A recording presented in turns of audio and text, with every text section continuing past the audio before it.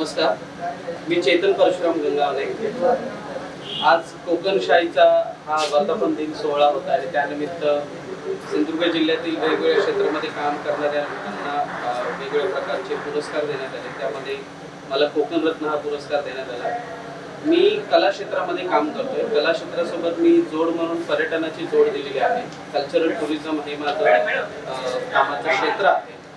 सिंधुदुर्ग जिल्ह्यातील आमच्या ठाकर आदिवासी समाजाच्या ज्या काही पारंपरिक लोककला आहेत त्या लोककलेचं जतन संवर्धन करण्याचं काम आम्ही करीत आहोत। याचे आम्ही ठाकर आदिवासी कला अंगण म्युझियम आर्ट गॅलरीचे संग्रहालय कुडाळ पिंगोळी गुढीपूर येथे आम्ही बनवलेलं आहे 2006 ला।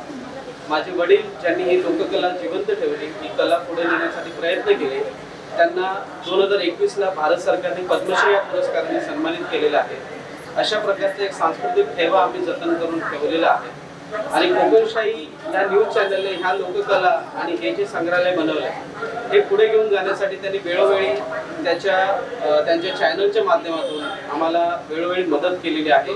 आमच्याकडे येणारे पर्यटक असतील, आमच्याकडे येणारे विविध कॉलेजच्या सहली असतील, स्टडी टूर्स असतील, त्यांचे बाईट्स, त्यांचे व्हिडिओज त्यांच्या यूट्यूब चॅनल्सवरती त्यांनी प्रमोट केलेले आहेत। आणि त्यांचं जे कोकणशाहीचं जे काम सुरू आहे त्यांचं फक्त चॅनल असं नसून त्यांनी जे सामाजिक उपक्रम जे घेत असतात, मागच्या वर्षी सुद्धा त्यांनी वेगवेगळ्या प्रकारचे सामाजिक उपक्रम घेतले, ते खूप सुंदर असं त्यांचं काम सुरू आहे।